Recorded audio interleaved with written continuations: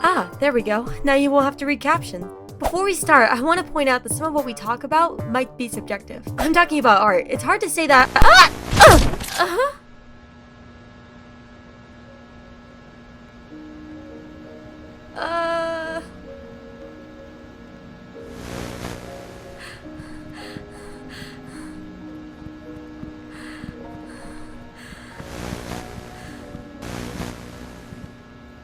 Hello? Looks like I'm in the backrooms. I know where we can get more information on this place. Here, follow me. It all started with a simple 4chan post.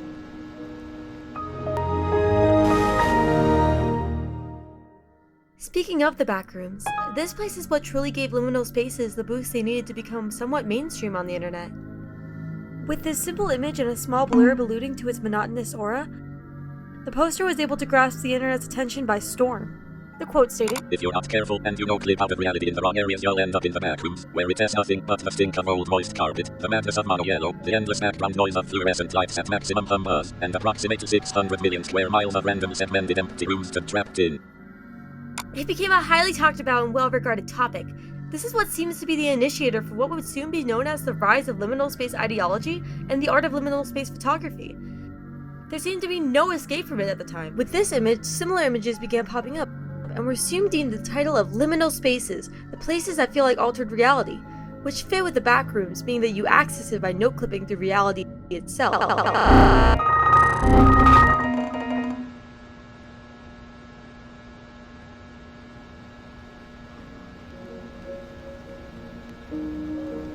Speaking of no escape, how do I get out of here? What did it say? 600 million square miles? What? Lost, are we? What? Who are you? Call me Lumin. I'm a traveler, much like yourself. I see. Are you from around here? Do you know a way out? A way out, you say? Why, of course. Follow me. What?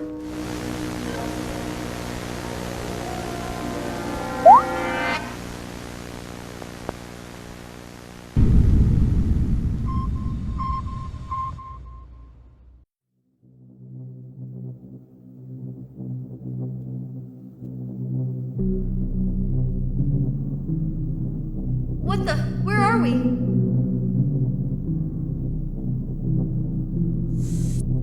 Somewhere. I thought you knew the way out. Well, you can't get anywhere without a little bit of traveling. I suppose. What is this place anyway? A long, forgotten memory. Although this seems to be of a dead mall. Interesting, isn't it? The feeling you get from this place? It almost feels like you've been here before, right? Places like these where entropy and solace collide into incoherent yet sometimes beautifully visual stimuli. Locations of subliminal undertones have anemoia and memories that feel lost to the void of time. I believe they are much more than just nostalgia. Interesting. Now it's probably important that we define the origin of the term liminal, how it has been converted into the conjunction of liminal space. Liminal is a term coming from the Latin word of limen, which means the threshold. The space between two spaces, the point at which you aren't here, but also you're not there. The between, non-space. Such a fascinating concept, isn't it? Why don't you follow me this way?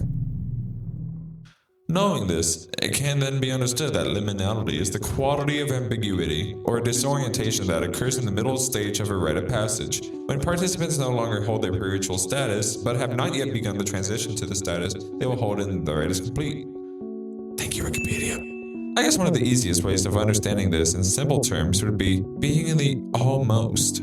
So liminal space would be like a place between the destination and a point of leaving, like a stairwell or a hallway. Precisely. Although, it is important to note that liminal space doesn't always mean the physical idea of a passageway. I give 2 examples. It can also include the moral ideas of liminal. For example, a daycare or a school. A place and time for a person that was the stage of passing from one form of life to the next. I never thought about that, but it does seem to make sense. The one thing I have yet to understand though, why do these spaces make us feel this way? I don't think it can be based on nostalgia or memories directly. It seems that sometimes this feeling, the feeling that a liminal space gives off, can come from spaces without any sense of nostalgia or memory. What about that word you used in the mall? Anemoia? Something. What did that mean? Close. Anemoia. But you're right.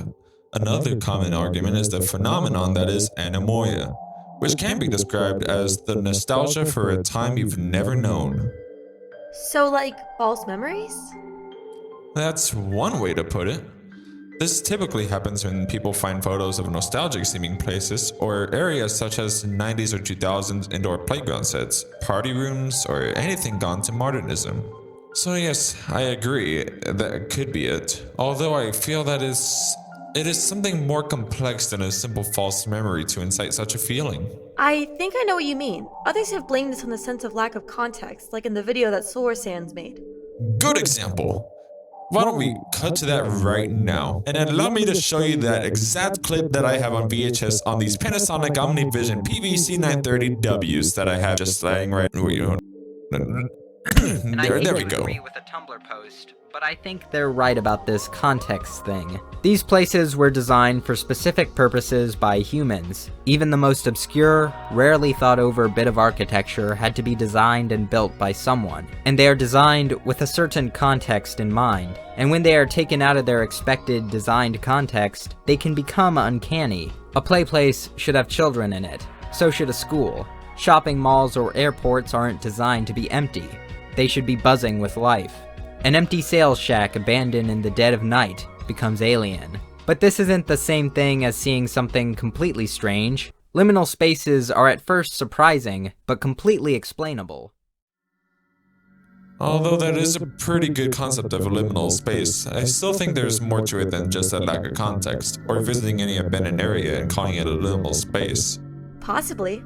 To answer that, we should consider looking into the key elements of what makes a space liminal. Now, it is important to note that while liminality has its universal objective qualities, it being an experience, it most definitely has many subjective aspects. So of course, be sure to keep this in mind. Speaking of your mind, it's gonna be blown when you find out the amount of money you can save with today's sponsor. Oh, that's not what we're doing. Ah, I don't want to do a sponsor anymore.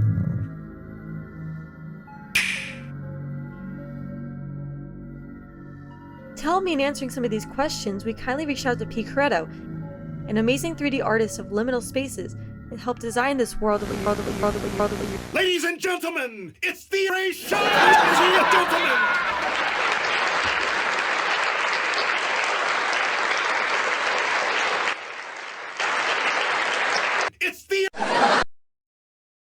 It's the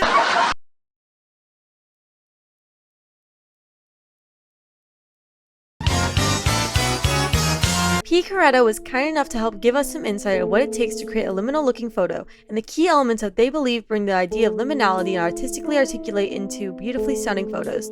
Starting off, what are some key elements that make up liminal space? For my process, the key elements I focus on are the composition, lighting and color usage, and how I manage them to create a specific atmosphere that separates my liminal space photos from just regular photos of places with no people in. These three aspects will affect how the viewer feels. For most of my works, I will usually focus on dreamlike color palettes and typically light the scene in an uncanny way. This can help to provide a feeling of eeriness or nostalgia.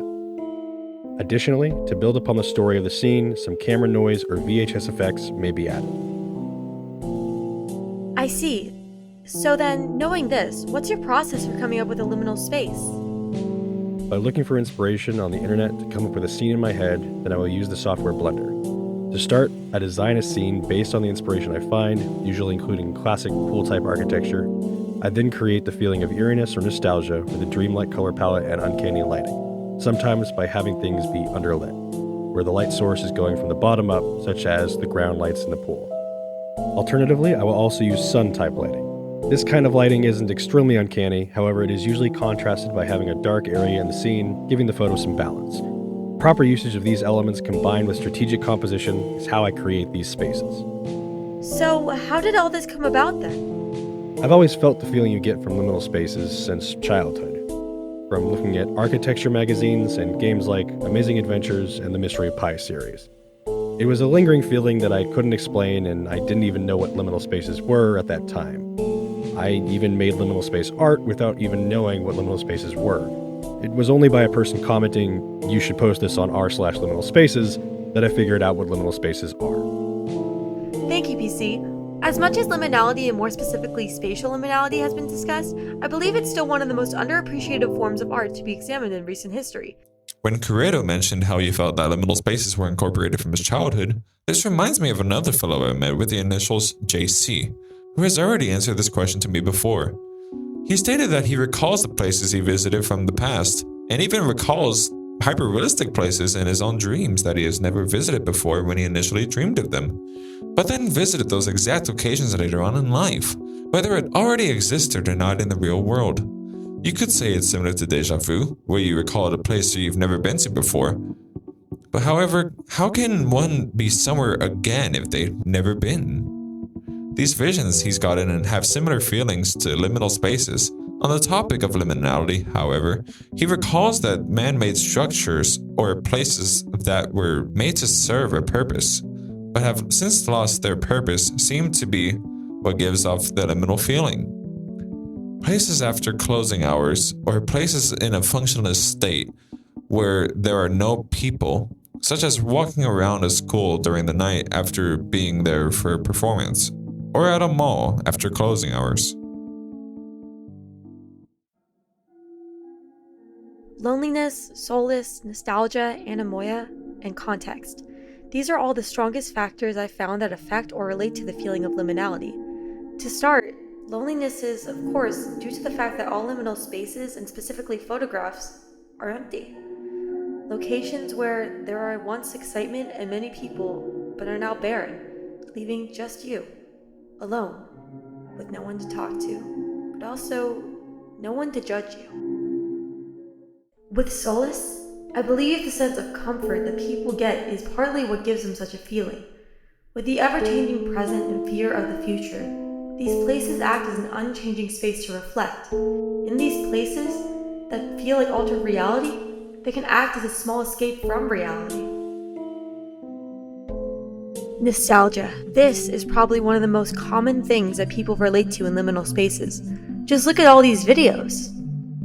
It's a core part of a feeling with liminal spaces, partly due to reminding people of their childhood, and at the same time, showing them that it's over. Connected to the idea of nostalgia is anemoia. This is a bit of an enigma, but is closely related to nostalgia, the false memory of a time never experienced. The feeling of knowing something happened here, possibly fun, or calming, but now it's empty, gone, and over. It makes us feel like we missed something, whether it be a classic retro 90s style or a neon aesthetic of the 80s. The strong connections to the phantoms of the past, long lost to the rising modernistic reality, is another effect caused by the feeling we get from liminal spaces. Lastly, of course, is the context, or lack thereof argument.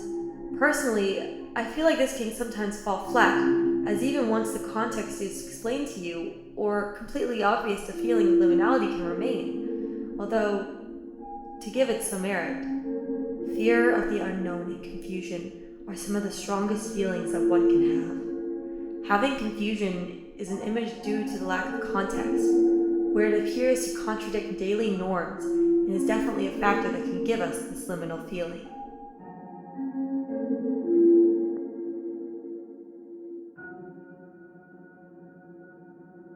Now, do I think there is a reason or a meaning to why we feel the way we do when we are in one?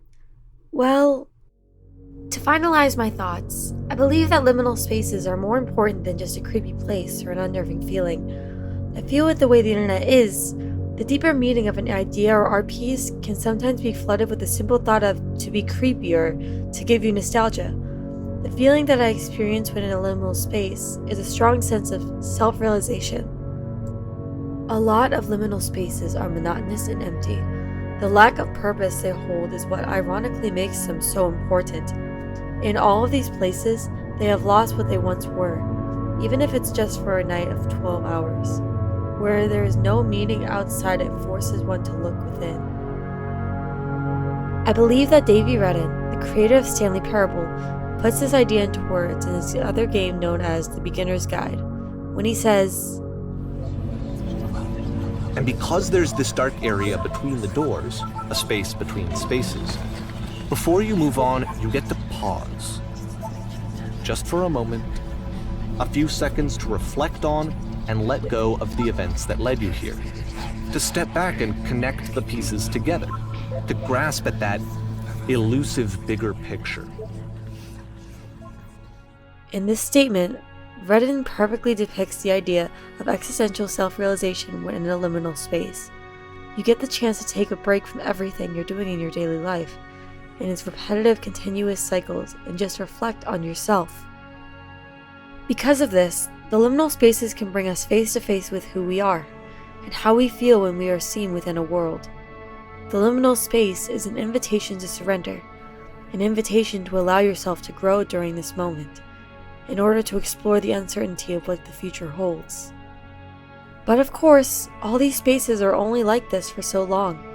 Eventually, empty party halls come back with groups of people. Empty schools at night or on weekends are refilled with the busy days of the week, and as Redden states again, The door at the top of the hill is now open as well.